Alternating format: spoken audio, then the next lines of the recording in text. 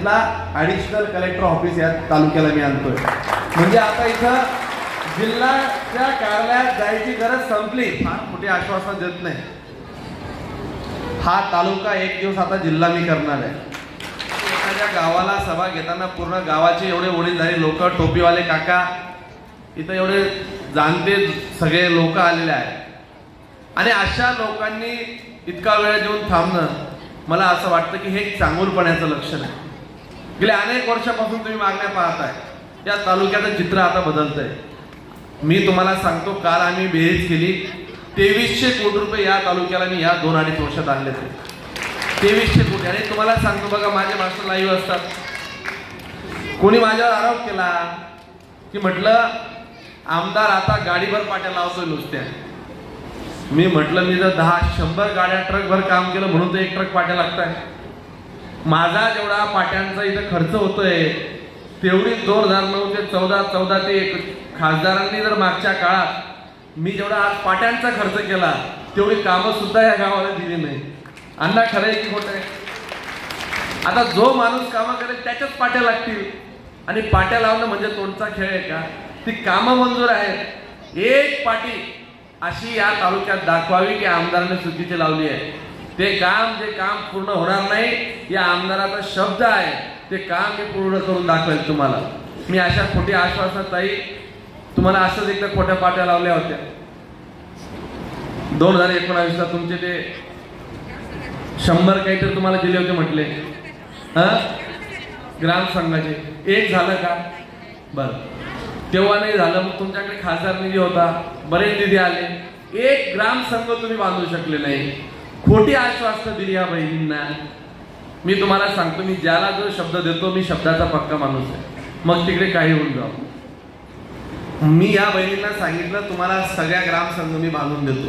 पहिले यांना वाटायचं खोटं आहे बा, यांना अनुभव तसा होता, यांनी मी नारळ फोडून पाहिले होते। मी ग्राम संघ उभं केला त्या दिवशी तिथे गेलो, त्याच्याशिवाय मी कुठेच जात नाही। आता इथली 70% कामं अन्न आपली पूर्ण झाली की नाही? महाराज तुम्ही बघा, आज इतक्या वर्षापासून लोक इथं हीच कामं काय, या तालुक्याचं चित्र आपल्याला बदलवायचं आहे। मी उपजिल्हा रुग्णालय 1.5 वर्षात उभं करतोय यांना।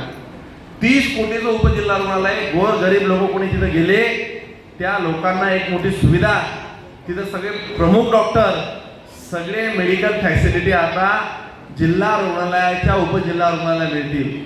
मी काल मुख्यमंत्र्यांना भेटलो, तुम्हाला खोटं सांगत नाही, ते सुद्धा असायला लागले। ते माझी सही करायला घाबरतात की हा कशावर सही घेईल काही सांगता येत नाही।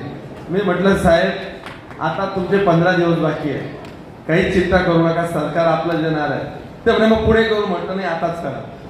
मी काल संजू तात्या मुख्यमंत्र्यांच्या 20 सह्या घेतल्या, सगळे मंत्री आणि सगळे आमदार बघायला लागले, माझ्याकडे कागद आहे, 19 सह्या असल्या तर मी माफी मागली।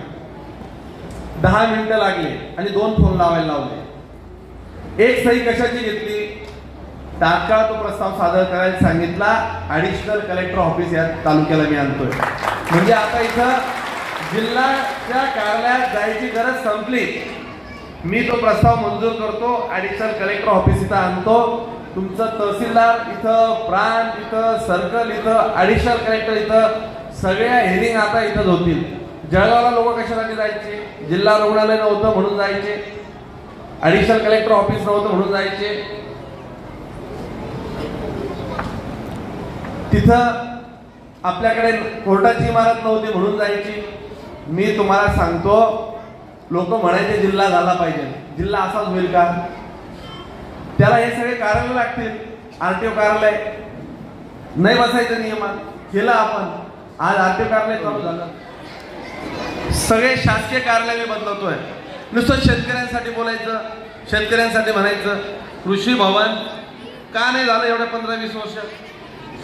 मी कृषी भवनचं काम चालू केलं, वर्षभरात कृषी भवन बांधतोय, शेतकऱ्यांसाठी कृषी भवन, सगळे शासकीय कार्यालय।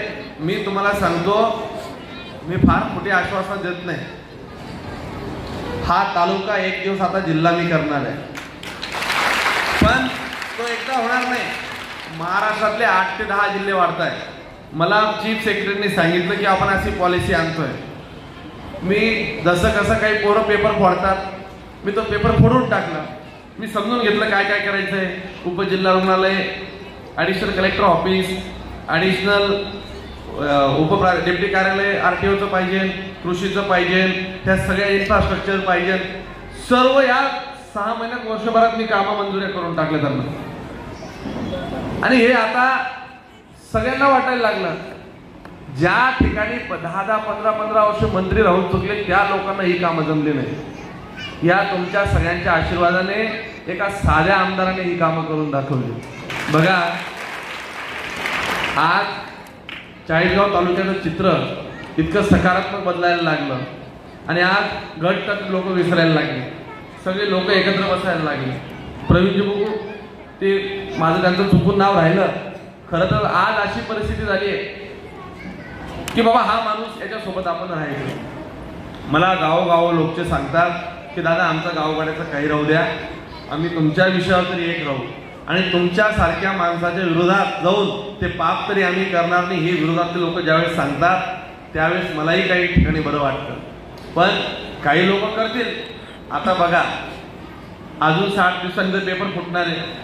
कोण कुठे होतं, कोणी काय केलं, काही लपून राहणार आहे का? कोपऱ्यात कोणी कोणाला काय सांगितलं, कोणतं बटन दाबायला लावलं, कोण गुंचूक घरी बसून राहिलं, कोण 120च्या स्पीडने गाडी चालवली, आता त्याला काही फार जास्त दिवस राहिलेले नाही. आणि मला विश्वास आहे की काम करणाऱ्या लोकांच्या पाठीमागे हे गाव राहील.